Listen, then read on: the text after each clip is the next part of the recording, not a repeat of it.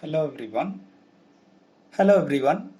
In this presentation, we are going to understand the embedded software development with the world's smallest C code, and we are going to see how to integrate both the hardware and software. As we all know, the dedicated hardware and dedicated software combine together to form a dedicated product is embedded system. The prime objective of this presentation is to make the embedded hardware and to make the embedded software and how to make an embedded product, which is making of 3D. Let us start developing the dedicated hardware for embedded system. Here the embedded system is traffic light controller. So the hardware for the traffic light controller is shown here. So here the 8051 microcontroller is interfaced with an LED board which forms the dedicated hardware module for traffic light controller, and the end products looks like this, and this board is dedicated hardware for embedded system. Hence 1D is ready, that is dedicated hardware is ready now. How to write a C program for 8051? The first C program, the first line is hash include. Here instead of hash include stdio.h, here we have hash include reg51.h. So reg51 is register file for 8051 microcontroller, which is header file. So stdio.h is a standard input output function which is mandatory for printf and scanf. But here instead of stdio.h we have reg51.h because this C code is going to run in an 8051 microcontroller. Hence 8051 microcontroller related header file is added. So that is the header file for 8051 microcontroller is included here, which should be the first line of embedded C programming. Then void main, that means main function is the first function, that means main function starts the program execution. Now here most important and interesting thing here is we have another function called while1. So why while1? Because let us take TV remote control as an example or a traffic light controller as an example. So traffic light controller has to work round the clock. That means from 6 AM to 10 PM it has to work as per the signaling. From 10 PM to 6 AM it has to blink and it should behave like a junction warning system. So round the clock it is going to work. So round the clock it is going to work means round the clock the code has to work continuously. So the syntax in the C program to make the code or to make the code to execute forever is while1. So the C program with while1 function is an embedded C program. C program without while1 function is not an embedded C program. That much significance this while1 has. So within while1 we have the single line of code called P2 equal to 0x55. So what is P2? P2 is port 2. 0x denotes it is hexadecimal number 55. Its binary equivalent is 0101 0101 as shown here. So this code, that is P2 equal to 0x55, brings out 55 through port 2 of 8051 microcontroller. So port 2 of 8051 microcontroller sends out the hexadecimal value 55. So we can call this is the world's smallest embedded C code. So from this slide we are giving you the confidence that developing a C program for an 8051 microcontroller for an embedded system is very simple as like this. So this is the very important interesting thing. Within a single line we can test whether the microcontroller is working or not, which is also an embedded system C program. So this is just simple as possible. So just like that everyone can able to write an embedded system C programming. Now let us go a little bit in depth how to write a C code to blink port 2 pins of 8051 microcontroller. As usual, hash include reg51 is a header file which is included. Then main function as void main, and as usual the while1 function within while 1, here we have given P2 equal to 0xFF. FF is hexadecimal value.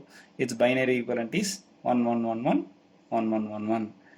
Because it is blinking, so the next line we are giving P2 equal to 0x00. Its binary equivalent is 00000000. So P2 equal to 00 sends out the 8 zeros through port 2. So these two instructions executes forever, which toggles the port 2 pins P2.0 to P2.7 periodically. So if we connect in LEDs to port 2, will the LEDs blink? Yes, obviously. Is it possible for us to see the blinking of an LED? No. LED is blinking, but we are not able to see the blinking of LED. What is the magic here? Okay, let us see what is the magic in the next line. So here, why it is not possible to see the blinking of an LED? For that, we are going to do some activity. Shall we do the activity? Okay. So now all of you are sitting in a room. If you have a fan in your room, please switch on the fan. Please do it. So switch on the fan and count the number of leaves in the fan once the fan runs in full speed. Is it possible for us to count the number of leaves? No. But fan leaves looks like a disc. Look at the screen here. Is this leaves looks like a disc like this, as shown here in this diagram? Why? So this is due to persistence of vision. What is persistence of vision? Every human eye can able to see only 16 changes per second. If the number of changes are more than 16, then it is not possible for human eye to observe the changes. So when the fan is rotating, the leaves are moving. The movement of leaves is more than 16 changes per second. Hence our human eye cannot able to find out the individual leaf. So it resembles like a disc. The same way, the moving leaves in fan resembles like a disc. Similarly, the moving pictures resembles like a video. So there is nothing like video in the world. So moving pictures are called video. Normally 50 pictures will move per second. Today 50 frames per second. So when the 50 frames are moving in 1 second, it is 3 times of the persistence of vision. So picture will not be visible. So it resembles like a video. Hence the name Moving Pictures Expert Group. It's very interesting. Okay. So now coming to our point, why it is not possible to see the blinking of an LED? The answer is very clear. It is due to persistence of vision. Meaning LEDs are blinking more than 1000 times per second, but our eye cannot able to see even if blinks more than 16 times. Hence it is not visible to human eye. So to make it visible, what to do? Blinking speed must be less than 16 times per second. That is the only way. So how to bring down the blinking speed to be less than 16 blinks? By introducing a delay between the toggling code. How to introduce a delay? It's very interesting. Switch on the LEDs by sending out 00 through port 2. Then call the delay function. Then switch off the LEDs by sending out 0xFF through port 2. And again call the delay function. And repeat this forever. Then LED blinking of an LED will happen with suitable delay. Shall we write the code for this? Okay. Shall we write a code for blinking of LED with a delay? Yes, as usual. Hash include reg51.h, including the header file, then main function, then while 1. Here it's very interesting. Port 2 equal to 0xFF, that is all ones. Then we are introducing a delay function, delay of 50,000. Don't bother about the 50,000 count. It is some delay. Then we are sending out 00 through port 2 and we are calling the same delay. And this is going to be repeated forever. Meaning port 2 equal to 1 and for a period of time, and port 2 will be 00 for a period of time, and the time is equal. That means port 2 is producing a square waveform. There are 8 square waveforms coming out from port 2, something like that we can say. So now we can able to see the blinking of an LED and the delay routine which has been written is void delay unsigned integer x, while x minus minus is the delay function which is passing the parameter between the functions is happening here. Now let us write the final code for the traffic light controller project here. So as usual, start with hash include reg51.h, then the delay routine, followed then the delay routine, then void main, then while one. Here we are going to bring a small difference here. So let us make port 2 as ff, calling the delay, then make port 2 as f0, then call the delay, again make port 2 as ff, then call delay, again make port 2 as 0f and call delay. So this is the code which blinks the nibble. The earlier code blinks the whole 8 bits, all 8 bits. Now here it blinks only the 4 LEDs, which will be much interesting to see. So if this C code is downloaded into the microcontroller target machine, and if this code runs, how it looks like, let us see. So this is the dedicated software. That means second D is also ready. Dedicated hardware, first D is ready. Dedicated software, the second D is ready.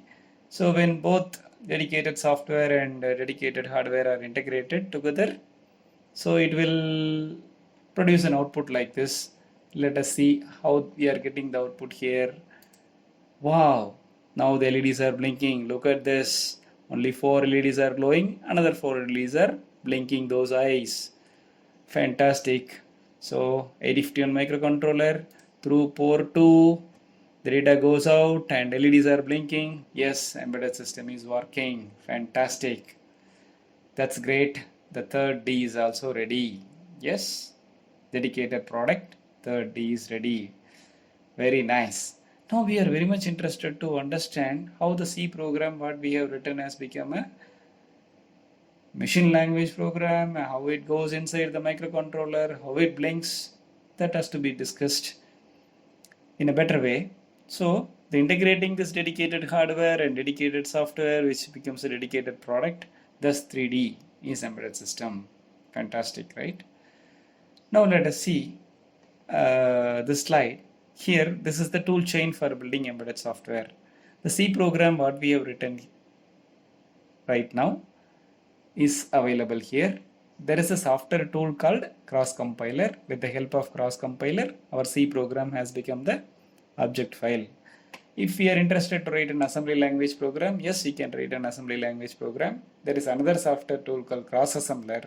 This Cross Assembler converts this assembly language into an object file. So you will be wondering why the name Cross, because compiler is a native tool, Cross Compiler is an embedded tool. Similarly, assembler is a native tool and Cross Assembler is a embedded tool. Embedded tool means this cross compiler and cross assembler runs in the host machine, but it produces an executable file for the target machine. What is host machine? Host machine is the personal computer. Target machine is the end application what we have developed. In our case, traffic light controller is an end application. So there is something like host machine where we develop our all the softwares, and there is something like a target machine where the traffic light controller is there, and the final executable file will be produced by the linker or locator, which is another software tool. So this executable file need to be copied from the host machine and it has to be pasted into the program memory of your target machine's microcontrollers. Okay, so the final executable hexadecimal file is Intel hex file, which looks like this. So this is the Intel hex file format where you can see only ones and zeros in hexadecimal numbers. So we can able to see the hexadecimal like A, F, E, A, etc. So which are all, what is hexadecimal number? Representing by binary in a very simple way is hexadecimal number. That's all. So this is the binary value in the Intel hex file format which has to go inside the program memory of this microcontroller.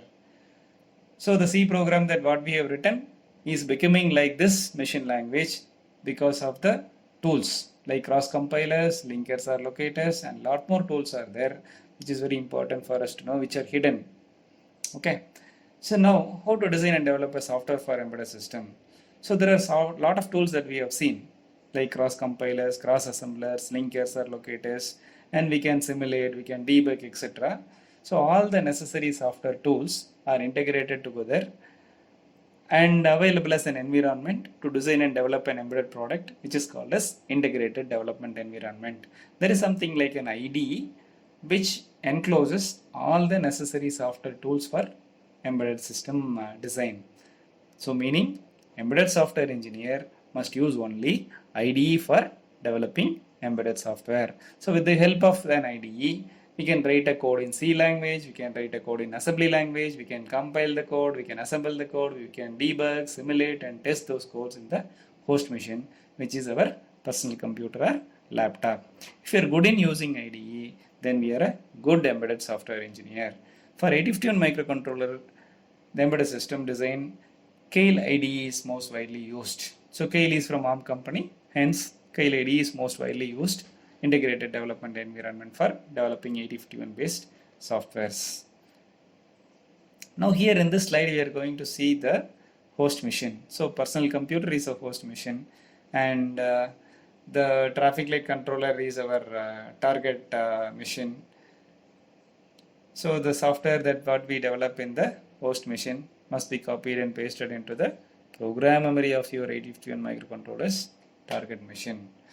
So now let us see how it is being done. So the hexadecimal file created by the Keil IDE in Intel hex file format is the executable file for the 8051 microcontroller based target machine. So this is the programmer. Now you can see the center figure. So this is called the programmer, which is connected with the host machine, which is PC, where we have to keep the microcontroller to be programmed in this zip socket, which is highlighted here. So this .hex file from the host machine is uploaded to the program memory of 8051 microcontrollers, kept in the zip socket of the 8051 programmer, which is shown here. So after programming, the programmed 8051 microcontroller is inserted into the zip socket of the target machine for execution. This is the target machine. So this microcontroller has to be inserted into the target machine's microcontroller zip socket. It's very interesting. Now finally, through this demonstration, we have understood how to make a dedicated hardware. That means interfaced 8051 microcontroller with LEDs to make a dedicated hardware for traffic light controller.